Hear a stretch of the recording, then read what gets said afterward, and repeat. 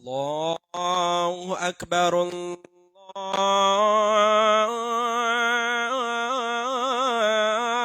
أكبر الله أكبر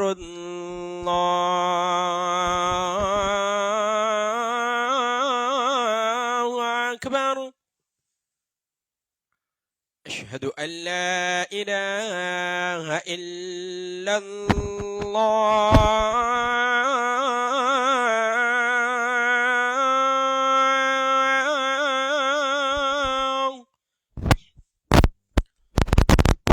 أشهد أن لا إله إلا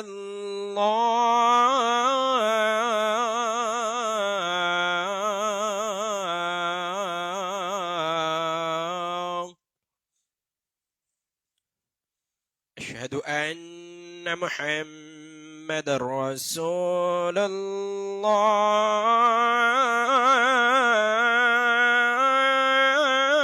الله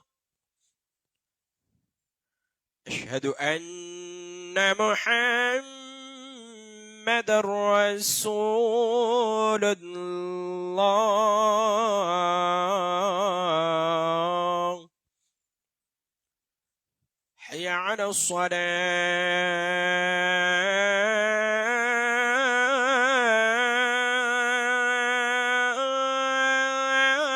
الصلاة حي على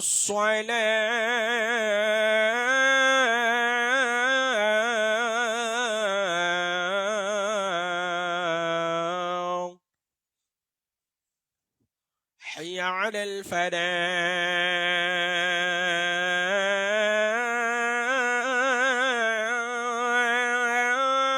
الفلاح حي على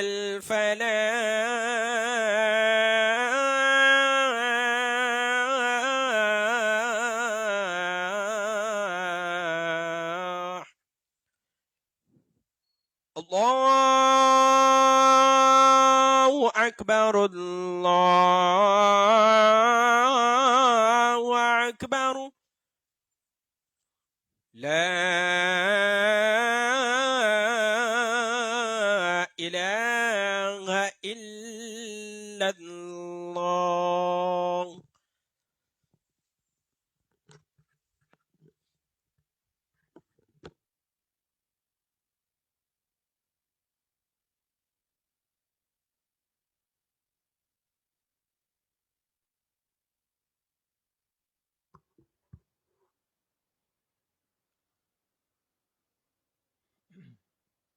إن الحمد لله نحمده ونستعينه ونستغفره ونعوذ بالله من شرور أنفسنا ومن سيئات أعمالنا من يهده الله فلا مضل له ومن يضلل فلا هادي له وأشهد أن لا إله إلا الله وحده لا شريك له وأشهد أن محمدا عبده ورسوله أما بعد فإن أصدق الحديث كتاب الله وأحسن الهدي هدي محمد صلى الله عليه وسلم وشر الأمور محدثاتها وكل محدثة بدعة وكل بدعة ضلالة وكل ضلالة في النار.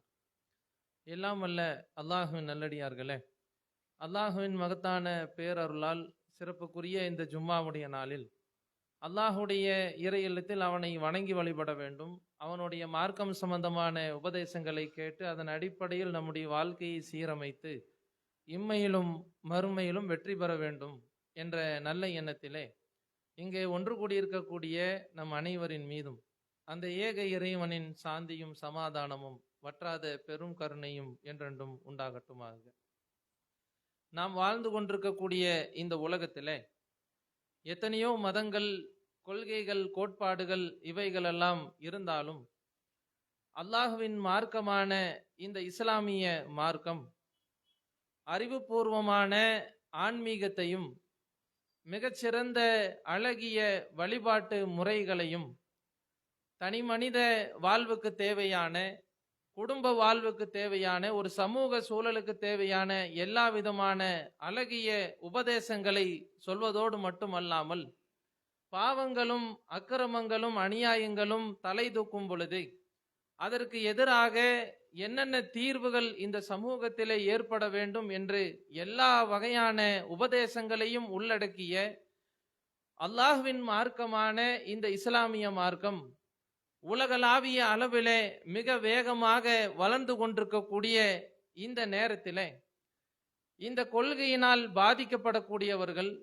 இதனை வெறுக்கக்கூடியவர்கள், இதனை அழிக்க வேண்டும் என்பதற்காக வேண்டி பலவிதமான சதி செயல்களை, சதி வேலைகளை ஒவ்வொரு காலகட்டத்திலேயும் ஒவ்வொரு விதமாக சமூகத்திலே ஊடுருவி இஸ்லாத்தை அழிக்க வேண்டும் என்று பலர் முயற்சி மேற்கொள்வதை நம்மால் காண முடிகின்றது. அப்படி யாரெல்லாம் முயற்சியிலே ஈடுபடுகின்றார்களோ, எதிராக சதி செயல்களை செய்கின்றார்களோ, அப்படிப்பட்டவர்களுக்கு அல்லாஹ் சொல்லக்கூடிய ஒரே பதில் என்னவென்று சொன்னால் 61வது அத்தியாயம் 8வது வசனத்திலே அல்லாஹ் சொல்லி காட்டுகின்றான், யுரீதூன லியுத்ஃபிஉ நூரல்லாஹி பி அஃப்வாஹிஹிம் வல்லாஹு முத்திம்மு நூரிஹி வலவ் கரிஹல் காஃபிரூன். அல்லாஹுடைய ஜோதியை தங்களுடைய வாய்களால் ஊதி அணைத்து விடலாம் என்று நிராகரிப்பாளர்கள் எண்ணிக்கொள்கின்றார்கள். ஆனால் நிராகரிப்பாளர்கள் வெறுத்தாலும் அல்லாஹ் தன்னுடைய ஜோதியை முழுமைப்படுத்தியே தீருவான். இந்த இஸ்லாம் என்பது அல்லாஹ்வினுடைய மார்க்கம். இந்த மார்க்கத்தை அழிப்பதற்காக யார் எந்த வகையிலே எந்த ரூபத்திலே முயற்சி செய்து வந்தாலும் அது அழிந்துதான் போகுமே தவிர இஸ்லாமிய மார்க்கம் அல்லாஹ்வினுடைய பேரருளால் உலகளாவிய அளவிலே அது மேலோங்கி நிலைத்திருக்க செய்வதற்காக வேண்டியே இந்த தூதர் முஹம்மதை நாம் தூதராக அனுப்பியிருக்கின்றோம் என்று அல்லாஹ் தன்னுடைய திருமறை குர்ஆனிலே நமக்கு பாடம் நடத்தி காட்டுகின்றான். என்றால் இப்படிப்பட்ட இஸ்லாமிய மார்க்கமானது நாம் வாழக்கூடிய சமகாலத்திலேயும் பலவிதமான பிரச்சனைகளை சந்தித்துக் கொண்டுதான் இருக்கின்றது. பலவிதமான சதிவேலைகள் இஸ்லாத்துக்கு எதிராக நடந்து கொண்டுதான் இருக்கின்றது.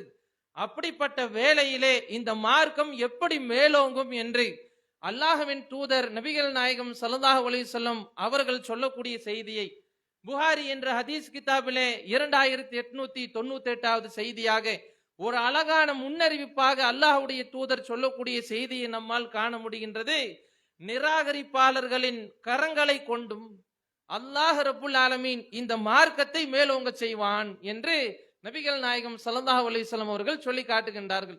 யார் அழிக்கணும்னு நினைக்கிறானோ, யார் எதிர்க்கணும்னு நினைக்கிறானோ, யார் இந்த மார்க்கத்துக்கு எதிராக சூழ்ச்சி வலைகளை பின்னறானோ, அவனுடைய கரத்தாலேயே அவனுக்கு முன்னாலேயே அவனுடைய முகத்தில் சாயம் பூசக்கூடிய வகையிலே அவன் வெட்கி தலை குனிஞ்சு போகக்கூடிய வகையிலே ஒட்டுமொத்த மனித சமுதாயமும் திரும்பக்கூடிய வகையிலே அல்லாஹ் இந்த மார்க்கத்தை மேலோங்க செய்வான் என்று நபிகள் நாயகம் ஸல்லல்லாஹு அலைஹி வஸல்லம் அவர்கள் ஒரு மிகப்பெரிய ஒரு முன் உதாரணத்தை, முன் அறிவிப்பை நமக்கு சொல்லி காட்டுகின்றார்கள். என்றால் வரலாறு நெடுகளும் நாம் பார்த்தோம் என்றால் இதுதான் நடந்தேறி இருக்கின்றது. அல்லாஹ்வுடைய மார்க்கத்திற்கு எதிராக எவ்வளவு பெரிய படை திரட்டியவர்கள், மிகப்பெரிய ஆயுத பலம் பொருந்தியவர்கள், அதிகாரம் படைத்தவர்கள் யாரெல்லாம் இஸ்லாத்திற்கு எதிராக களம் கண்டார்களோ, சூழ்ச்சி வலைகளை பின்னினார்களோ, அப்படிப்பட்ட ஒட்டுமொத்த வேலையிலேயும் இஸ்லாமிய மார்க்கம் மேலோங்கி இருப்பதைத்தான் அல்லாஹ் திருமறை குர்ஆனிலேயும் நபிகள் நாயகம் ஸல்லல்லாஹு அலைஹி வஸல்லம் அவர்களுடைய பொன்மொழிகளின் வாயிலாகவும் நமக்கு தெரிய வருகின்றது. உதாரணமாக ஃபிரௌன் என்ற ஒரு கொடியவனை பற்றி நாம் கேள்விப்பட்டிருப்போம். நான் தான் பெரிய இந்த உலகத்திலேயே மிகப்பெரிய ஆட்சி அதிகாரம் படைத்தவன், என்னை விட சிறந்த கடவுள் இந்த உலகத்தில் வேறு யாரும் கிடையாது, என்னை எதிர்க்கக்கூடியவன் இந்த உலகத்தில் நிம்மதியாக இருந்துவிட முடியாது என்று சொல்லக்கூடிய அளவில் மிகப்பெரிய ஆட்சி அதிகாரத்திலே இருந்த மிகப்பெரிய பலம் பொருந்தியவனாக சர்வாதிகாரியாக இருந்த ஃபிரௌனிடத்திலே அல்லாஹ் ரப்புல் ஆலமீன் மூசா நபி அலைஹிஸ்ஸலாம் அவர்களை ஏகத்துவத்தை எடுத்து சொல்வதற்காக வேண்டி அனுப்புகிறான். அந்த நேரத்திலே பலவிதமான அற்புதங்களை எல்லாம் மூசா நபி செஞ்சு காட்டுறாங்க. அங்க இருக்கக்கூடிய மக்களுக்கு அது ஒரு பெரிய தாக்கத்தை அந்த இடத்துல ஏற்படுத்தல. நாள் ஆகுது, உபதேசங்கள் அதிகமாக செய்யறாங்க, பலவிதமான எதிர்ப்புகள் ஃபிரௌனிடத்திலிருந்து வருது. அப்படிப்பட்ட நேரத்திலே மூசா நபியையும் அவர் கொண்டு வந்திருக்கக்கூடிய இந்த இஸ்லாம் என்ற மார்க்கத்தையும் அழிக்க வேண்டும், ஒழிக்க வேண்டும், ஒட்டுமொத்த மக்கள் முன்னாலேயும் இவர் பொய்யர் என்று காட்ட வேண்டும்ங்கிறதுக்காக வேண்டி ஃபிரௌன் என்ன ஒரு மிகப்பெரிய செயல் திட்டத்தை முன்னாடி கொண்டு வர்றான்னா, ஊரில் இருக்கிற முக்கியமான சூனியம் செய்யக்கூடிய, மேஜிக் செய்யக்கூடிய, தந்திரம் செய்யக்கூடிய நபர்களை எல்லாம் கூப்பிடுறான். கூப்பிட்டு இந்த மூசாவை நீங்கள் வெற்றி பெற வேண்டும். அப்படி வெற்றி பெற்றீர்கள் என்று சொன்னால் எனக்கு பக்கத்திலே உயர்ந்த அந்தஸ்திலே உங்களை நான் இருக்க வைப்பேன்னு சொல்லி ஒரு வாக்குறுதியும் கொடுக்கறான். அவங்களுக்கு நல்ல பூஸ்ட் ஆயிருது, நல்ல உத்வேகம் ஆயிருது.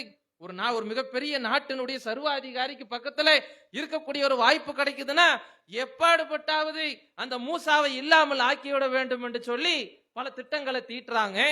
மூசா நபி இடத்துல வந்து பேசப்படுகின்றது.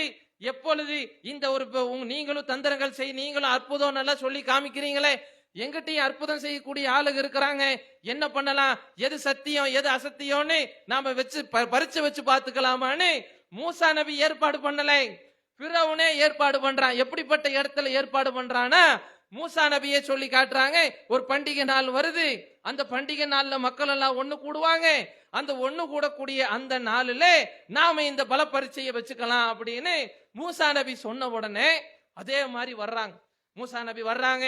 என்ன நடக்க போகுது, என்ன ஆக போகுது, அல்லாஹ்வுடைய உதவி எந்த விதத்துல வரும், அல்லாஹ்வுடைய சக்தி எப்படி மேலோங்கும், நம்மை போன்று இப்பொழுது நாம் எப்படி நிராயுத பாணிகளாக, நம்மிடத்தில் எந்த விதமான பலமும் இல்லாதவர்களாக, அதிகாரம் இல்லாதவர்களாக நாம எப்படி இப்பொழுது இருக்கின்றோமோ அதே போன்று மூசா நபி அலைஹிஸ்ஸலாம் அவர்களும் அல்லாஹ்வின் மீது தவக்கலத்து வைத்து அந்த சபையிலே வந்து நிற்கிறாங்க.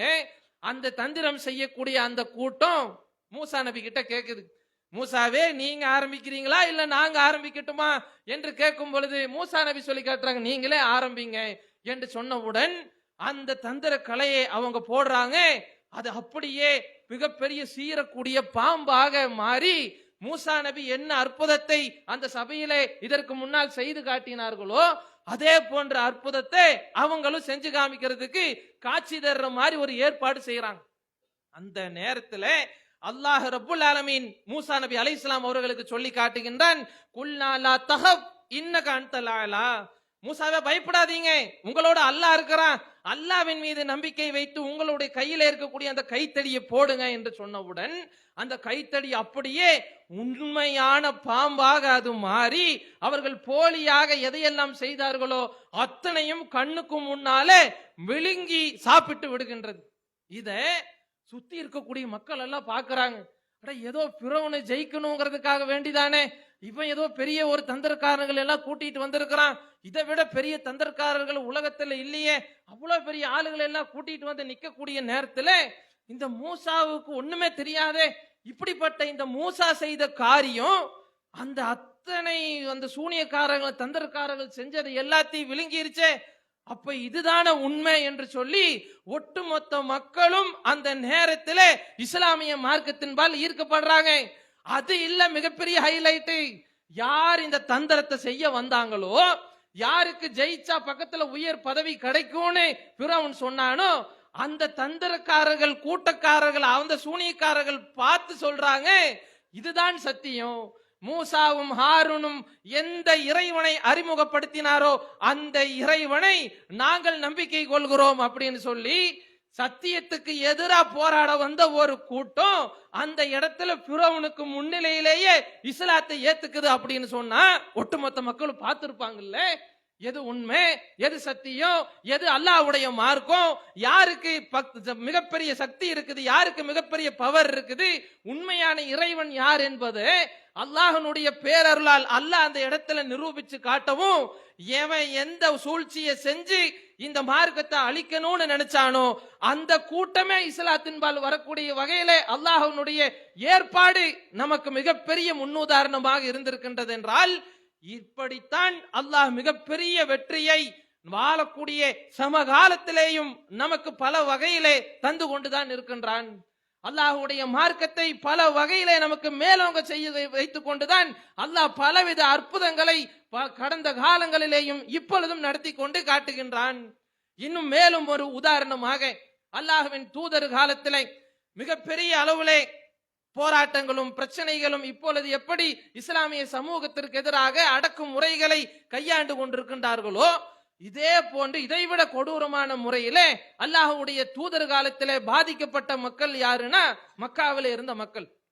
அந்த மக்கள் என்ன பண்றாங்கன்னா, உயிருக்கு உத்தரவாதம் இல்லை, அடிக்கிறான், உதைக்கிறான், மிகப்பெரிய சித்திரவாதம் செய்யறான், நெருப்புல போட்டு வாட்டி எடுக்கிறான், பாலைவன பெருவழியில படுத்து பாறைகளை நெஞ்சிலே தூக்கி வைத்து பலவிதமான கொடூரங்களை செய்கிறான், மிகப்பெரிய சித்திரவாதிகளை அனுபவிச்சுட்டு இருக்கக்கூடிய அந்த நேரத்தில் அல்லாஹ்வுடைய தூதர் சொல்றாங்க, நீங்க இங்க இருக்க வேண்டாம், பக்கத்துல இருக்கிற அபிசீனியாங்கிற ஊருக்கு போங்க, அங்க நஜ்ஜாசி என்ற ஒரு மன்னர் இருக்கிறாரு, அந்த மன்னர் நல்லடியார், அவர் நல்ல குணம் கொண்டவர், சத்தியத்திற்காக உதவி செய்யக்கூடியவர், நீங்க அங்க போங்க அப்படின்னு அல்லாஹ்வுடைய தூதர் ஜாபர் ரலியல்லாஹு அன்ஹு தலைமையில அல்லாஹ்வின் தூதர் ஒரு கூட்டத்தை அனுப்பி வைக்கிறாங்க. இந்த கூட்டமும் அங்க போறாங்க. இந்த செய்தியை தெரிஞ்ச மக்காவில் இருக்கக்கூடிய குறைஷிகள் அப்துல்லா பின் ரபிஆ என்ற நபரையும் அம்ர் இப்னு ஆஸ் என்று சொல்லக்கூடிய நபரையும் என்ன பண்றாங்கன்னா அபிசீனியாவுக்கு அனுப்பிச்சு வச்சு, இவங்களெல்லாம் மக்காவிலே மிகப்பெரிய குழப்பத்தை உண்டு பண்ணக்கூடியவங்க, மிகப்பெரிய புரட்சி பண்ணிட்டு இருக்கிறாங்க, கடவுள்களை எல்லாம் ஏசிட்டு இருக்கிறாங்க, சிலைகளை வணங்கக்கூடாதுன்னு சொல்லிட்டு இருக்கிறாங்க, புதுவிதமான கொள்கைகளை எங்களுடைய சமூகத்தில் உண்டாக்கி பலவிதமான பித்னாக்களை ஏற்படுத்துறாங்க அப்படின்னு சொல்லி மிகப்பெரிய அளவுல இந்த கூட்டத்துக்கு எதிராக நீங்கள் அங்கே போய் பேச வேண்டும். அப்படி பேசும் பொழுது அந்த நஜ்ஜாசி மன்னருக்கு நீங்கள் பலவிதமான அன்பளிப்புகளை கொடுக்க வேண்டும். அவர் அதிலே மெய்சிலிர்த்து போய் உங்களுடைய பேச்சை நம்பி எந்த நாட்டிலிருந்து யார் வந்தாங்களோ அவர்களை எல்லாம் அங்கே நாசமாக்கக்கூடிய காரியத்தை செய்யணும்னு சொல்லி இந்த 2 பேருடைய தலைமையில ஒரு கூட்டம் எங்க போகுதுன்னா அபிசீனியாவுக்கு போகுது. இந்த மக்களும் அங்க இருக்கிறாங்க. இந்த காபிர்களுடைய கூட்டம் அந்த இடத்துக்கு வருது. வரக்கூடிய நேரத்தில் அபிசீனிய மன்னர் யாரு புதுசா ஊருக்கு வந்திருக்கிறாங்களேன்னு சொல்றாங்களே, அவங்களை என்னிடத்துல கூட்டிட்டு வாங்க அப்படின்னு கேட்கிறாங்க. சொன்ன உடனே ஜாபிர் ரலியல்லாஹு அவங்களுடைய தலைமையில அந்த கூட்டமானது வருது.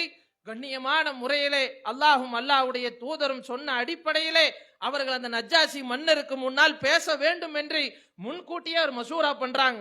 சில சஹாபாக்கள் சொல்லி காட்டுறாங்க, நம்ம வெளியூருக்கு வந்திருக்கிறோம், அந்த இடத்துல நாம் அந்த இடத்துக்கு சபைக்கு தகுந்த மாதிரி நாம் பேச வேண்டியது இருக்குமே, என்ன பண்றது, சிலைகளை வணங்கக்கூடிய கூட்டம் இங்கே இருக்கிறாங்கல்ல, இவங்களுக்கு எதிராக நம்ம எப்படி பேச முடியும், என்ன பண்றது, கொஞ்சம் நெளிவு சுழிவு காட்டி பேசலாமே என்று சொல்லி ஜாபர் ரலியல்லாஹு அவர்களுக்கு அங்க இருக்கக்கூடிய கூட்டத்தில் இருக்கக்கூடிய சஹாபாக்கள் சில ஹிக்மத்துகளை கையாளலாமே என்று சொல்லி காட்டுறாங்க.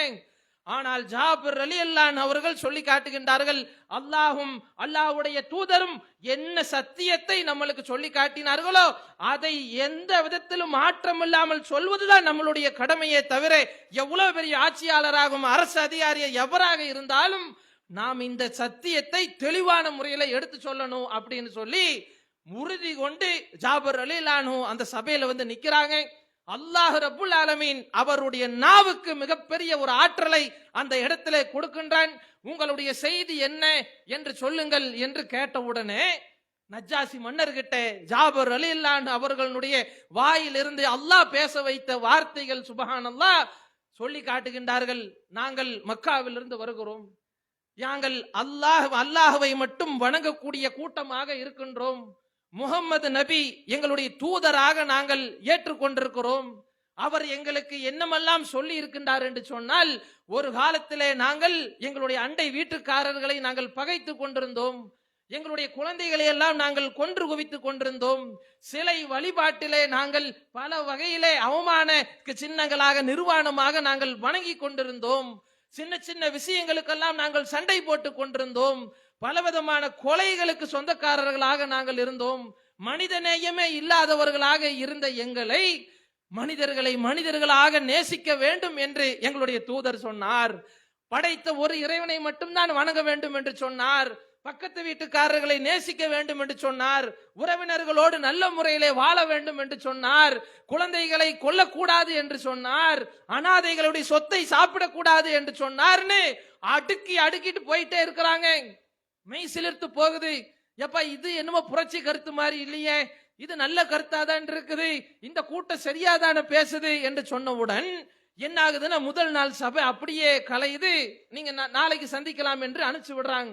அடுத்த நாள் இந்த கூட்டம் இந்த அப்துல்லா பின் ரபீஆவும் அம்ர் இப்னு ஆஸ் 2 பேர் சேர்ந்து உள்ள போய் மறுபடியும் பித்னாக்களை கிளப்பி, இவர்கள் இயேசுவை ஈசா நபியை அவர்கள் இறைவனுடைய தூதர் சொல்றாங்க, நீங்க வணங்கிட்டு இருக்கிறீங்க இறைவனுடைய மகன் சொல்றீங்க, ஆனா இவங்க அது இறைவனுடைய தூதர்னு மிகப்பெரிய அளவுல தாழ்த்தி சொல்லி காட்டுறாங்கன்னு இந்த பித்தனாவை கிளப்புறான், சூழ்ச்சி பண்றான். உடனே மறுபடியும் அழைப்பு கொடுக்கப்படுது. நஜாசி மன்னர் முன்னாடி ஜாபர் அலிலான்னு வர்றாங்க, வந்து சொல்லி காட்டுறாங்க, ஈசா நபி குறித்து உங்களுடைய தூதர் உங்களுக்கு என்னென்ன சொல்லி காட்டினார் என்று எங்களுக்கு சொல்லுங்கள்னு நஜாசி மன்னர் கேட்கிறாரு. சூரத்து தௌபா என்று சொல்லக்கூடிய 19வது அத்தியாயத்திலே அல்லாஹ் ரப்புல் ஆலமீன் இறக்கி இருக்கக்கூடிய வசனங்களை அப்படியே சொல்லி காட்டுறாங்க. மரியம் என்ற அந்த ஒரு புண்ணியவதிக்கு இந்த ஈசா என்ற ஒரு நபருடைய அந்த ஒரு குழந்தை பிறப்பதற்காக வேண்டி வானவர் ஜிப்ரீல் மூலமாக அவருடைய உடலிலே அல்லாஹ்வுடைய அந்த ரூஹானது ஊதப்பட்டது. அந்த ஒரு ரூஹ் மூலமாக எந்த ஒரு ஆணுடைய தீண்டதலும் இல்லாமல் மிகப்பெரிய அற்புத பிறப்பாக ஈசா நபி பிறந்தார்கள். மரியம் என்பவர் இப்படிப்பட்ட ஒரு அது இதுன்னு சொல்லி குர்ஆன் சொல்லக்கூடிய மிக சிறந்த உபதேசங்களை எல்லாம் அந்த வசனங்களை எல்லாம் வாசிச்சு காட்ட எந்த மன்னரை மயக்கணும், எந்த மன்னருக்கு அன்பளிப்பு கொடுத்தா கீழே விழுந்துருவான், எந்த மன்னர்கிட்ட தப்பும் தவறுமா சொன்னா இந்த கூட்டத்தை சிறைபிடிச்சு போட்டு அழிச்சு நாசமாக்குவான், இந்த இஸ்லாத்தை இல்லாம ஆக்கணும் ஒழிக்கணும்னு சொல்லி எந்த கூட்டம் மக்கா நகருக்கு போச்சோ அந்த கூட்டத்தை அப்துல்லா பின் ரபீகாவையும் அம்ர் இப்னு ஆஸ் என்ற அந்த குழுவை அந்த நஜ்ஜாசி மன்னர் துரத்தி அடித்து இந்த ஜாபிர் ரலியல்லாஹு அவர்கள் தலைமையில வந்த அந்த கூட்டத்தை தன்னுடைய நாட்டிலே உங்களுக்கு நீங்கள் நிம்மதியாக வாழ்வதற்கு நான் அனுமதி அளிக்கிறேன். மூசா நபி இடத்திலே வந்த அதே தூதர் தான் நீங்கள் சொல்லக்கூடிய உங்களுடைய தூதர் இடத்திலேயும் வந்திருக்கிறார். இது சரியான மார்க்கம் தானே. பிற்காலத்திலே அல்லாஹ்வுடைய பேரருளால் தன்னை முஸ்லீமாக மாற்றிக்கொண்டு மரணிக்கக்கூடிய நபராக நஜ்ஜாசி மன்னரை அல்லாஹ் ரப்புல் ஆலமீன் மாற்றி காட்டினான் என்று சொன்னால் எப்படி எல்லாம் நடக்க அல்லாஹ்வுடைய ஏற்பாடு. ஏதோ போராட்டம் நடத்தினாங்களா, ஏதோ போர் செஞ்சாங்களா, ஏதோ ஒரு மிகப்பெரிய ஆக்ரோஷமான காரியங்களை செஞ்சாங்களா? ஒண்ணும் கிடையாது. காரணம் அல்லாஹ்வுடைய மார்க்கத்தை அழிப்பதற்காக ஒரு கூட்டம் வருகின்றது. அதை எதிர்த்து அல்லாஹ்வுடைய மார்க்கத்தை காப்பாற்ற வேண்டும் என்று சொல்லி யார் களம் இறங்கி அல்லாஹ்வுடைய மார்க்கத்திற்காக ஒவ்வொரு சந்தர்ப்பத்திலையும் போராடுகின்றார்களோ அவர்களுக்கு அல்லாஹ் ரப்புல் ஆலமீன் தரக்கூடிய பரிசு என்ன தெரியுமா? அவர்களுடைய மிகப்பெரிய அவங்களுடைய சூழ்ச்சியின் காரணமாகவே இந்த மார்க்கத்தை நாம் மேலோங்க செய்வோமே தவிர வேற எந்த தேவையும் கிடையாது என்று அல்லாஹ் ரப்புல் ஆலமீன் நமக்கு இது போன்ற வரலாறுகள் மூலமாக பாடம் நடத்தி காட்டுகின்றான் என்றால் இதை ஆழமாக மனதிலே வைத்துக் கொண்டு கடந்த 2 நாட்களுக்கு முன்பாக நடந்த ஒரு தீவிரவாத தாக்குதல் பெஹல்காம் என்று சொல்லக்கூடிய ஒரு பகுதியில காஷ்மீரில் இருக்கக்கூடிய அந்த ஊரில் மிகப்பெரிய ஒரு ராணுவம் எல்லாம் இருக்கக்கூடிய மிகப்பெரிய கட்டுப்பாடு அது இது என்று சொல்லி பில்டப் கொடுக்கக்கூடிய இந்த இந்திய நாட்டினுடைய மிகப்பெரிய சுற்றுலா தலமாக இருக்கக்கூடிய காஷ்மீர் பகுதிகளுக்குள்ள தீவிரவாதிகள் ஊடுருவி அங்கே சுற்றுலா பயணிகளாக வந்த ஒரு ஆயிரக்கணக்கான நபர்கள் கூடியிருக்கக்கூடிய அந்த பகுதியில என்ன செய்தார்கள் என்று சொன்னால் துப்பாக்கி சூடு நடத்தி கிட்டத்தட்ட 28 நபர்கள் பலியானார்கள், 50க்கும் மேற்பட்ட நபர்கள் படுகாயமடைந்தாங்கன்னு ஒவ்வொரு நாள் ஒவ்வொரு தகவல்கள் வந்து கொண்டிருக்கு. இப்படிப்பட்ட நேரத்தில் என்ன சூழ்ச்சி, இதுதான் நடந்த சம்பவம். இதுதான் இதை எப்படி அணுக வேண்டிய முறையில எல்லா மக்களும் அணுகணுங்கிறது. இந்த ஒரு தீவிரவாத தாக்குதல்ங்கிறது, ஒரு உயிரை அநியாயமா கொல்றதுங்கிறது, அப்பாவி மக்களை சாகடிக்கிறதுங்கிறது இஸ்லாமிய மார்க்கம் இதை வன்மையாக கண்டித்து காட்டுது. நியாயமின்றி எவனேனும் ஒரு உயிரை கொலை செய்தான் என்று சொன்னால் அது இந்த உலகத்தில் உள்ள எல்லா உயிர்களையும் கொலை செய்ததற்கு சமம். ஒரு உயிரை நல்ல முறையிலே யார் வாழ வைக்கின்றாரோ அவர் இந்த உலகத்தில் உள்ள எல்லா உயிரையும் வாழ வச்சதுக்கு சமம் என்று சொல்லக்கூடிய உன்னதமான மனித நேயத்தை போதிக்கக்கூடிய இது போன்ற தீவிரவாதங்களுக்கு எதிராக மனித நேயமற்ற காரியங்களை நாசமாக்கக்கூடிய அத்தனை பிரச்சனைகளுக்கும் தீர்வு சொல்லக்கூடிய மார்க்கம் தான் இஸ்லாமிய மார்க்கம் என்பது. இப்படிப்பட்ட இந்த இஸ்லாமிய மார்க்கத்தில் இருந்து கொண்டு சிலர் பெயர் தாங்கி முஸ்லிம்களாக இருக்கக்கூடிய ஒரு கூட்டம் TRF என்று சொல்லக்கூடிய லக்ஷரி தொய்பா என்ற அமைப்பினுடைய ஒரு பிரிவாக இருக்கக்கூடிய ஒரு கூட்டம் தான் இந்த ஒரு தாக்குதலை நடத்துச்சு.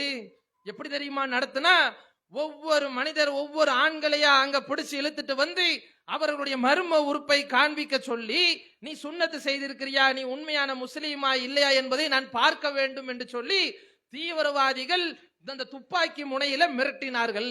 முதல் காரியம், உனக்கு குர்ஆன் ஓத தெரியுமா என்று கேட்டார்கள் என்று சொல்லக்கூடிய நேரத்தில் இது 2வது காரியம். உன்னுடைய பேர் என்ன என்று கேட்கக்கூடிய நேரத்தில் மாத்தி சொன்னார்கள் என்று சொன்னால் முஸ்லீம் இல்லைன்னு தெரிஞ்ச உடனே எங்களை எல்லாம் சுட்டு தள்ளினார்கள் என்று இந்த ஒரு பரப்புரையை கொண்டு போறான். இறுதியா சொல்லி காட்டுறான், எங்களை துப்பாக்கி முனையிலே நிறுத்தி கடைசியா எங்களிடம் சொன்ன வார்த்தை, உங்களுடைய நாட்டினுடைய பிரதமர் மோடி கிட்ட போய் சொல்லு எங்களுடைய பவர் என்னங்கறத இப்ப போய் பார்க்க சொல்லுன்னு அந்த தீவிரவாத குழுக்கள் எங்கள் இடத்துல சொன்னார்கள். அப்படின்னு தாக்குதல் நடந்த உடனே எத்தனை பேர் செத்தான், எத்தனை பேர் படுகாயம் அடைஞ்சான், எப்படி நடந்தது, இவனுக்கு எப்படி உள்ள வந்தானுங்க. அந்த நேரத்துல பாதுகாப்பு படையின்னு ஒரு கூட்டம் இருக்குமே, காஷ்மீருங்கிறது நம்மள மாதிரி ஊராது, சென்சிட்டிவான ஏரியாவாச்சே, ஒரு 1000 மக்கள் கூடுறாங்க அப்படின்னு சொன்னா அங்க எவ்வளவு பெரிய கூட்டம், போலீஸ், அந்த ஒரு மிகப்பெரிய ராணுவ படை, எல்லை பகுதி வேறையாச்சே, அந்த இடத்துல எவ்வளவு பெரிய ஒரு கூட்டம் அந்த இடத்துல இருந்து அந்த மக்களை எல்லாம் பாதுகாத்திருக்கணும். ஒரு பயலும் கிடையாது, அங்க எந்த ராணுவ அதிகாரியும் கிடையாது. என்னடா காரணம்னு கேட்டா, எங்களுக்கு காஷ்மீர் அரசாங்கம் இந்த பெஹல்காம் என்ற இந்த பகுதியில இப்படி ஆயிரக்கணக்கான 2000 மக்கள் கூடுவாங்கன்னு எங்களுக்கு எந்த தகவலையும் ராணுவத்திற்கு காஷ்மீர் அரசாங்கம் சொல்லல என்று இன்னைக்கு ஒரு தகவலை சொல்லி காட்டுகின்றார்கள். எவ்வளவு பெரிய ஒரு அயோக்கியத்தனம் இருந்ததுன்னா இப்படிப்பட்ட வார்த்தையை சொல்லுவான். இப்படி ஆயிரக்கணக்கான மக்கள் 2000 மக்கள் கூடக்கூடிய ஒரு பகுதியில ஒரு ராணுவ அதிகாரியோ ஒரு போலீஸ் அதிகாரியோ இல்லாத ஒரு சூழலை தானாக ஏற்படுத்தி கொண்டு அங்க அவர்களாலேயே ஏற்பாடு செய்யப்பட்ட சில நபர்களை, வந்தவன் எந்த ட்ரெஸ்ல வந்திருக்கிறானா, இந்திய நாட்டினுடைய ராணுவ ட்ரெஸ் போட்டுட்டு நவீன ஆயுதத்தோடு அங்கே வந்து நிற்கின்றான் என்று சொன்னா, அங்க இருக்கக்கூடிய மக்கள் எல்லாம் என்ன பண்ணுகின்றார்கள் என்றால், உண்மையான ராணுவ வீரர்கள் வந்த உடனே கூட பயப்படுறாங்க. என்ன எங்களை சுற்றுவீங்களோ, நீங்க உண்மையான ராணுவமா, இல்ல அவனுங்களா உண்மையான ராணுவம், எங்களுக்கு பயமா இருக்குதுன்னு நடுங்கக்கூடிய அளவிற்கு இந்திய ராணுவத்தினுடைய அசல் உருவத்துல வந்து சுட்டு தள்ளிட்டு தப்பித்து போய் விட்டார்கள். எவ்வளவு பெரிய ராணுவம் நம்ம ராணுவம், எவ்வளவு பெரிய பலம் வாய்ந்த ராணுவம், ரஃபேல் விமானம் வச்சிருக்கிற ராணுவம், இன்னும் பலவிதமான ஒப்பந்தங்கள் போடுற ராணுவம். பாகிஸ்தான் எங்களை ஏதாவது செய்தால், சீனா எங்களை ஏதாவது செய்தால் நாங்கள் சும்மா இருக்க மாட்டோம், பார்த்து கொண்டிருக்க மாட்டோம் என்று சொல்லக்கூடிய மிகப்பெரிய மார்பு விரிந்த நபரான பிரதமர் மோடி இருக்கக்கூடிய அரசாங்கம் தானே நம்மளுடைய அரசாங்கம். அப்படிப்பட்ட அரசாங்கம் சொல்லி காட்டுது, எங்களுக்கு தகவல் வரல. ஒண்ணு, நாங்க அந்த இடத்துல இருக்கக்கூடிய சூழ்நிலையில சரியான ஆட்கள் பாதுகாப்பு கொடுக்கக்கூடிய வகையில நாங்கள் ஏற்பாடு பண்ணல. 2, நாங்க ராணுவ வீரர்கள் உண்மையான ஆளுகளே வந்தாலும் அந்த இடத்துல எங்களை பார்த்து அந்த கூட்டமே பயந்ததுன்னு வெக்கம் இல்லாமல் ஒரு நாட்டினுடைய ராணுவ பிரிவு நமக்கு பதிலளிக்கின்றது என்று சொன்னால், உண்மையிலே என்ன நடந்தது, அங்கே எப்படிப்பட்ட சூழ்நிலைகள் ஏற்பட்டது, நம்ம நாட்டினுடைய ராணுவ மந்திரி சொல்லி காட்டுறாரு, இந்த தாக்குதல் ஒரு குறிப்பிட்ட மதத்திற்கு எதிரான தாக்குதல், அதற்கு நாங்கள் பழி வாங்காமல் விட மாட்டோம் என்று அடுத்த ஒரு விஷத்தை நம்ம நாட்டினுடைய ராணுவ மந்திரி கக்கறாப்படி. ஒட்டுமொத்த உலகமும் பார்க்கும் இல்ல, ஒட்டுமொத்த ஊரே பார்த்து என்னடா இது, ஏதோ மதத்துக்கு எதிராக தாக்குதல் நடத்துதுங்கிறான். செத்தவனுடைய லிஸ்ட் எல்லாம் கொஞ்சம் எடுத்து பார்ப்போமே என்று பார்த்தோன்னு சொன்னா, ஃபர்ஸ்ட் இறந்தது, ஷஹீதாக்கப்பட்டது யார் என்று சொன்னால், அந்த குதிரை மேய்த்து கொண்டிருந்த மக்களை எல்லாம் பாதுகாப்பாக சுற்றுலாவுக்காக அழைத்து வந்த சையது அகமது ஷா என்று சொல்லக்கூடிய ஒரு நபர் என்ன பண்றானா, இந்த தீவிரவாதிகளுக்கு எதிராக போய் நிக்கிறான், தன்னுடைய நெஞ்ச காமிச்சு நிக்கிறான், ஒழுங்கு மரியாதை போய் என்று மிரட்டுகின்றான். இவனை விட்டா இவங்களை எல்லாம் முடியாதுன்னு சொல்லி முதல் துப்பாக்கி சூடு யாரை நோக்கி நடந்ததுன்னா, ஒரு குதிரையை மேய்த்து கொண்டிருந்த ஒரு முஸ்லிமை நோக்கி நடந்திருக்குது. அந்த லிஸ்ட்ல எடுத்து பார்த்தோம்னா முஸ்லிம்னுடைய பெயர் இருக்குது. இதே வெட்ட வெளிச்சமா சொல்லி காட்டுது, இவர்கள் இந்து மதத்துக்கு எதிராக, இவர்கள் மிகப்பெரிய ராணுவத்தை எதிர்த்து இந்த ஒரு போரை நடத்தி இருக்கிறாங்க, நாங்க சும்மா விட மாட்டோம், இன்னைக்கு தாம தூமனு குதிக்கிறான். ஆனா என்ன நடந்திருக்கு என்று சொன்னால், இந்து மதத்திற்கு எதிராக நடந்த ஒரு காரியம் அல்ல இது. வக்பு திருத்த சட்ட மசோதான்னு சொல்லி ஒண்ணு கொண்டு வந்திருக்கிறான். இதுலயே நாட்டுல இந்து முஸ்லிம் கலவரம் ஏற்பட்டிருக்கணும், எப்படி எங்களுடைய சொத்தை நீ புடுங்க போச்சு, எப்படா நீ வரலான்னு சொல்லி சண்டை நடந்திருக்கணும் இல்ல. நாடு அமைதியா ஒரு ஜனநாயக வழியில போராட்டங்கள் நடந்துட்டு இருக்கு. இது பத்தாதே, இது இன்னும் திசை திருப்பணுமே, இது இன்னும் வேற மாதிரி கொண்டு போகணுமே, என்ன பண்ணலாம், எவனையாவது ஒரு 30 பேர்த்த சாவடி, அப்படி சாவடிக்கும் போது என்ன ஆகும், இவனெல்லாம் முஸ்லீம்கள், கொன்னவனுக்கெல்லாம் முஸ்லீம், செத்ததெல்லாம் இந்து என்ற ஒரு பிரச்சனை வரும் இல்ல. அப்ப நாட்டுல கலவரம் மேலோங்கும் என்று சதி செஞ்சானுங்களே. அங்க காஷ்மீரினுடைய எல்லா பாதைகளும் என்ன ஆகுதுன்னா இப்படிப்பட்ட வெடிகுண்டு அது இது துப்பாக்கி சூடு நடந்த உடனே மக்கள் எல்லாம் எங்கேயும் போக முடியாம ஊரடங்கு உத்தரவு மாதிரி போட்டுறாங்க. எல்லா மக்களையும் இந்த சுற்றுலா பயணிகளையும் என்ன செய்கின்றார்கள் என்றால் தங்களுடைய உடன் பிறந்த சகோதரர்களாக நினைத்து பள்ளிவாசலுக்கு கூட்டிட்டு வந்து அமர வைத்து உணவு கொடுத்து பாதுகாப்பு அளித்தவர்கள் முஸ்லிம்கள் என்று யாரெல்லாம் நிவாரணம் பெற்று இன்னைக்கு ஒவ்வொரு நாட்டுக்கு அவங்க ஊர்ல போய் இருக்கிறானோ அவ பேட்டி கொடுக்கறான். என்னுடைய கணவனை கொன்னுட்டாங்க, என்னுடைய பிள்ளைய கொன்னுட்டாங்க, கடைசியில நான் மட்டும்தான் உயிரோடு இருந்தேன். அந்த நேரத்தில் சில இஸ்லாமிய இளைஞர்கள் வந்தாங்க. அவர்கள் பிஸ்மில்லா என்று சொன்னார்கள். அல்லாஹ்வை அந்த இடத்திலே புகழ்ந்தவர்களாக என்னை என்ன பண்ணார்கள்னா தூக்கி கொண்டு என்னை பத்திரமாக கொண்டு போய் சேர்த்தார்கள்.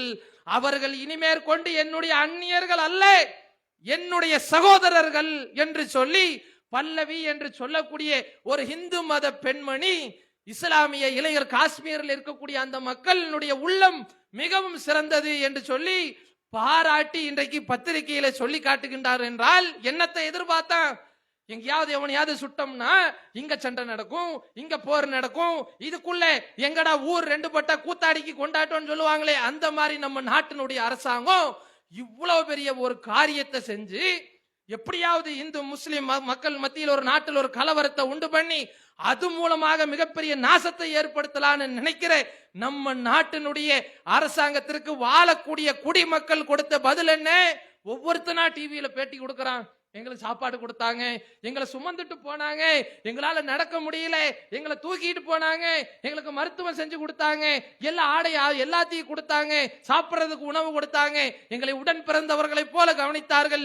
காஷ்மீர் மக்கள் என்று சொல்லல, ஒவ்வொருத்தனுடைய வாயிலிருந்தும் அல்லாஹ் வர வைத்த வார்த்தை என்னவென்று சொன்னால் இஸ்லாமியர்கள் முஸ்லிம்கள் என்று அல்லாஹ் ரப்புல் ஆலமீன் இன்றைக்கு பேச வைத்திருக்கிறான் என்றால் ஒரு காலத்திலே குண்டு வைப்பவன் முஸ்லிம் என்று சொல்வார்கள். தீவிரவாத தாக்குதல்னா அதான் அந்த இஸ்புல் முஜாஹிதீன் தான், இவனா இந்த ஒரு அமைப்பை சேர்ந்தவன், குண்டு வெடிச்சு 5 நிமிஷத்துல பேப்பர்ல வந்துடும் இந்த ஜிகாத் அமைப்பு தான் பொறுப்பேற்றுதுன்னு. இன்னைக்கு அல்லாஹ்னுடைய பேரருளால் இஸ்லாத்தை அழிக்கணும், இஸ்லாத்தினுடைய வெறுப்பை ஏற்படுத்தணும், மக்கள் மத்தியில பிளவை உண்டாக்கணும்னு கண்ணுக்கு முன்னால யாரெல்லாம் சூழ்ச்சி செய்கின்றார்களோ அவர்களை பற்றி அல்லாஹ் இன்னைக்கு படம் பிடிச்சு காமிக்கிறான். எவனெல்லாம் தப்பான முறையில அவதூறு சொல்லினானோ அவனுக்கெல்லாம் யார் பாதிக்கப்பட்டாங்களோ அந்த மக்களே சொல்றாங்க எங்களுக்கும் அவர்களுக்கும் சம்பந்தம் கிடையாது. இந்த ராணுவ பிரிவில் இருக்கக்கூடிய உடையில வந்த அந்த மக்களை ஒருத்தனை கூட பிடிக்கலைங்க. ராணுவம் வந்து சுட்டு கொன்னான்னு சொன்னா எவ்வளவு பெரிய ராணுவம் நம்ம நாட்டு ராணுவம், ஒருத்தனை காணோம், எல்லாம் தப்பித்து போய் விட்டார்கள் என்று சொல்லக்கூடிய மிகப்பெரிய பலம் பொருந்திய ராணுவத்தை பார்த்து இன்னைக்கு உலகமே காரி துப்புது. காரி துப்புனாலும் பரவாயில்ல, எங்களுக்கு தேவை இந்து முஸ்லிம்களுக்கு இடையே ஒற்றுமை இருக்கக்கூடாது, நாட்டில் பிரச்சனை தான் இருக்கணும் என்று நினைக்கக்கூடிய நம்மளுடைய நாட்டு அரசாங்கத்திற்கு சாவு மணி அடிக்கக்கூடிய வகையிலே அதனால் பாதிக்கப்பட்ட மக்களை சொல்லி காட்டுறாங்க. முஸ்லிம்கள் மனிதநேயம் உள்ளவர்கள், அவர்களை இரக்க குணம் கொண்டவர்கள், இஸ்லாமிய மார்க்கத்தை பின்பற்றக்கூடிய அந்த மக்கள் மனிதநேயம் மிக்கவர்கள் என்று இன்றைக்கு பாராட்டி சொல்லக்கூடிய வகையிலே அல்லாஹ் ரப்புல் ஆலமீன் சமுதாயத்தை மாற்றி அமைக்கின்றான் என்றால் இப்படித்தான் செய்வான் அல்லாஹ். அல்லாஹ் ரப்புல் ஆலமீனுடைய மார்க்கத்தை எவன் அழிக்க வந்தாலும் அது எக்காலத்தில் வந்தாலும் இந்த மார்க்கம் தான் மேலோங்கி இருக்கும். அர்சல ரசூலஹு பில் ஹுதா வ தீனில் ஹக் லியுظஹிரஹு அலா தீனி குல்லிஹி வலவ் கரிஹல் முஷ்ரிகூன். நிராகரிப்பாளர்கள் எவ்வளவுதான் இந்த இஸ்லாமிய மார்க்கத்தை எதிர்த்தாலும் இந்த மார்க்கத்தை அல்லாஹ் முழுமைப்படுத்திய தீர்வான் என்று நபிகள் நாயகம் ஸல்லல்லாஹு அலைஹி வஸல்லம் அவர்களை அதற்காகத்தான் நான் மனிதருள் மாணிக்கமாக தூதராக அனுப்பியிருக்கின்றேன் என்று அல்லாஹ் ரப்புல் ஆலமீன் சொல்லி காட்டுகின்றான் என்றால் அப்படிப்பட்ட மார்க்கத்தில் இருக்கக்கூடிய நாம் ஏதோ எங்கேயோ ஏதோ நடந்தது போனது என்று நாம் 10ஓடு 11ஆக இருந்து விடாமல் இந்த நேரத்திலே இஸ்லாமிய உபதேசங்களை மக்களுக்கு கொண்டு போய் சேர்க்க வேண்டும், மனித நேயத்தை போதிக்க வேண்டும். வருங்கால தலைமுறைகளுக்கு இதுனா என்னன்னே தெரியாது, எவ்வளவு சூழ்ச்சி பண்றான், எவ்வளவு அநியாயம் பண்றான், எவ்வளவு அக்கிரமம் பண்றான், அவனே வெடிக்க வச்சு அவனே சாகடிக்க வச்சுட்டு பழிய நம்ம மேல இத்தனை நாளா போட்டுட்டு இருந்தா இன்னைக்கு எல்லாமே வெட்ட வெளிச்சமா ஆயிக்கொண்டிருக்குதுன்னு வரக்கூடிய தலைமுறைக்கு அது உள்ளத்திலே போய் சேர வேண்டும். அல்லாஹ்வுடைய மார்க்கம் எவ்வளவு சிறந்தது என்பதை அவர்கள் புரிய வேண்டும். ஒட்டுமொத்த சமுதாயமும் இஸ்லாத்தை தெளிவான முறையிலே விளங்க வேண்டும் என்றால் அதற்கு தகுந்த சூழல் இப்பொழுது அமைந்திருக்கிறது. இந்த நேரத்தில் தெளிவாக நம்முடைய பிரச்சார களத்தை தாவா பணியை கொண்டு போய் சேர்த்தினோம் என்றால் அல்லாஹ்வுடைய மார்க்கம் மனித நேயத்தை போதிக்கக்கூடிய மார்க்கம். அல்லாஹ்வுடைய மார்க்கம் என்பது உயிருக்கு மதிப்பளிக்கக்கூடிய மார்க்கம், கருணை காட்ட சொல்லக்கூடிய மார்க்கம், இரக்கம் காட்டாதவனுக்கு அல்லாஹ்வுடைய இரக்கம் கிடைக்காது என்று சொல்லக்கூடிய மார்க்கம் என்பதை அல்லாஹ்வுடைய பேரருளால் இது போன்ற சந்தர்ப்பங்களில் கொண்டு போய் நாம் சேர்க்கும் பொழுது அல்லாஹ்வுடைய மார்க்கம் இன்னும் மேலோங்கும். அதற்கு ஒரு விதையாக நாம் அனைவரும் மாற வேண்டும் என்று சொல்லி இந்த முதல் உரையை நிறைவு செய்கிறோம். வாஹிர் தவானா அல்ஹம்துலில்லாஹி ரப்பில் ஆலமீன். அஸ்ஸலாமு அலைக்கும்.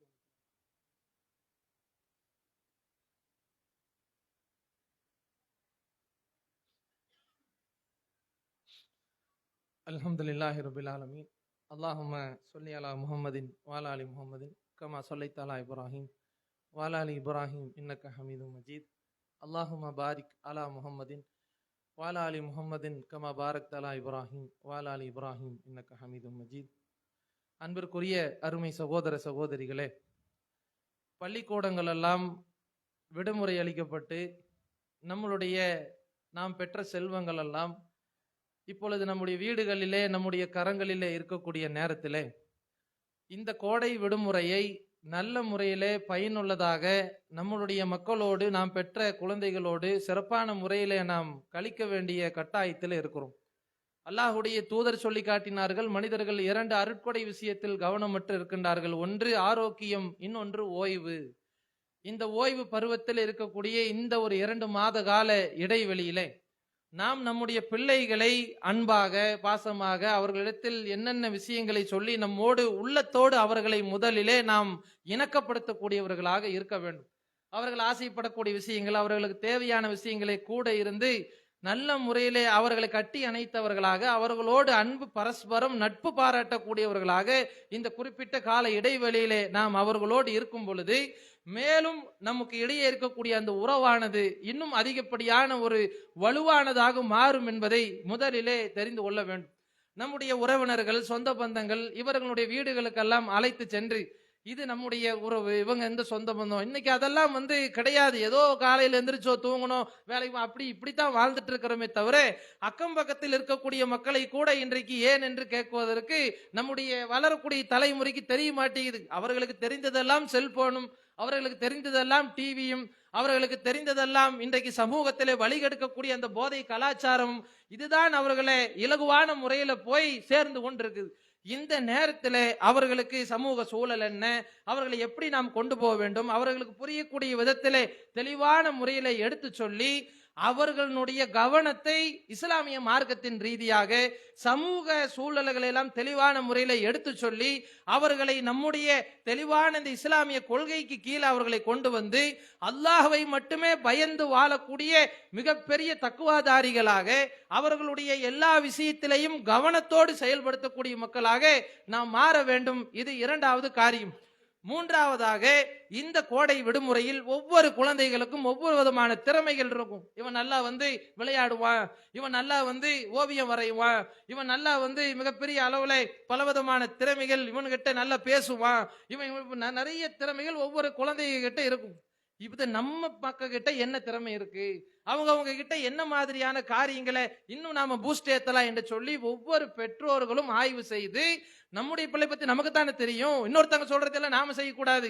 நம்ம மக்களுக்கு என்ன இருக்குதுங்கிறத பார்த்து அவங்களுக்கு பிடித்த விஷயங்களிலே, மார்க்கம் அனுமதிக்கப்பட்ட ஹலாலான விஷயங்களிலே அவர்களை நல்ல முறையிலே பயணித்து இந்த குறிப்பிட்ட விடுமுறையை கழிக்கக்கூடிய மக்களாக மாற வேண்டும். இன்னொரு முக்கியமான தகவல் என்னவென்று சொன்னால், இந்த கோடை விடுமுறைன்னு வந்த உடனே நம்ம மக்கள் என்ன ஆவாங்க அப்படின்னு சொன்னா, எங்கேயாவது கொண்டு போய் விட்டுருவோம். கொஞ்ச நாளைக்கு நாம போய் பார்க்க மாட்டோம், மக்கள் என்ன பண்றாங்க ஏது பண்றாங்க என்று பார்க்க. இத்தனை நாள் நம்ம கூட இருக்கும் போது கொஞ்சம் ஒழுக்கமா இருப்பான். எங்கேயாவது கொண்டு போய் விட்ட உடனே அங்க ஃப்ரெண்டு கூட சேர்ந்து தப்பான ஒரு காரியத்தை செய்யறது, இன்னும் பாவமான காரியத்தின் பக்கம் போறது, இதுக்கெல்லாம் நாமளே வழிவகை ஒரு காலத்திலேயும் வைத்து விடக்கூடாது. நம்முடைய கண்காணிப்பு கூடுதலாக இருக்க வேண்டும். இன்னைக்கு நம்மளுடைய மக்கள் நம்ம வீட்டில் இருக்கக்கூடிய பைக்கை எடுத்துட்டு இன்னைக்கு 90 முறுக்கிறதே அவன் எவ்வளவு அப்படின்னு சொன்னா, நம்ம எல்லாம் 10, 20, 30 தானே போவோம். ஆனா அவனுங்க முறுக்கிறதெல்லாம் என்ன, உடனே 100, 110 தான் போகணும்னு இன்னைக்கு கண்டுபிடிக்கிற பைக்கே அந்த மாதிரி தான் கண்டுபிடிக்கிறான். முறுக்கின உடனே இங்க இருந்து பாலக்காடு போயிடணும், முறுக்கின உடனே இங்க இருந்து ஈரோடு போயிடணும், அந்த மாதிரி தான் கண்டுபிடிச்சிட்டு இருக்கிறான். அப்படிப்பட்ட பைக்குகளை வேகமான முறையில ஓட்டி பல விபத்துகள் நம்முடைய சமூகத்துல ஏற்பட்டுட்டு இருக்கு. அது சட்ட ரீதியாகவும் பெரிய நடவடிக்கை இருக்கு. இருந்தாலும் நம்முடைய பிள்ளையை இழந்துட்டோம் அப்படின்னு சொன்னா இதே பிள்ளை அல்லாஹ் நமக்கு தருவானா தரமாட்டானா என்பது உத்தரவாதம் கிடையாது. இது ஒண்ணு. வெயில் காலவங்கன உடனே பக்கத்துல கிணறு இருக்குது, பக்கத்துல ஆறு இருக்குது, பக்கத்துல குளம் இருக்குதுன்னு சொல்லிட்டு பெத்தவங்க கண்ணை தப்பிட்டு என்ன பண்ணிடுறாங்கன்னா நண்பர்களோடு சேர்ந்து போறேன்னு போய் அங்க போய் நீச்சல் தெரியாம அது இது நாய் மூழ்கி கண்ணுக்கு முன்னாலே பல சிறுவர்கள் பல வகையிலே மரணிக்கக்கூடிய சூழ்நிலைகள் எல்லாம் பார்க்கிறோம். இதையெல்லாம் மனசுல ஆழமாக பதிய வச்சு எப்படி கொண்டு போறது, இந்த கோடை விடுமுறையை பயனுள்ளதா எப்படி நம்ம மக்களுக்கு கொண்டு போய் சேர்க்கிறது, எது அவர்களுக்கு தேவை எது அவர்களுக்கு தேவையில்லை என்பதை அல்லாஹ் கொடுத்த இந்த அருட்கொடை பற்றி நாளை மறுமையிலே நாம் விசாரிக்கப்படுவோம் என்பதை புரிந்து கொண்டு சிறப்பான முறையிலே நம்முடைய பிள்ளைகளுடைய விஷயத்தில் கவனத்தை செலுத்தக்கூடிய பெற்றோர்களாக நல்ல மக்களாக அல்லாஹ் உங்களையும் என்னையும் உங்களுடைய குடும்பத்தாரையும் என்னுடைய குடும்பத்தாரையும் ஆய்க்கருள் புரிவானாக என்று கூறி ஜுமாவை நிறைவு செய்கிறோம். வாஹிரு தவானா அல்ஹம்துலில்லாஹி ரப்பில் ஆலமீன். அஸ்ஸலாமு அலைக்கும்.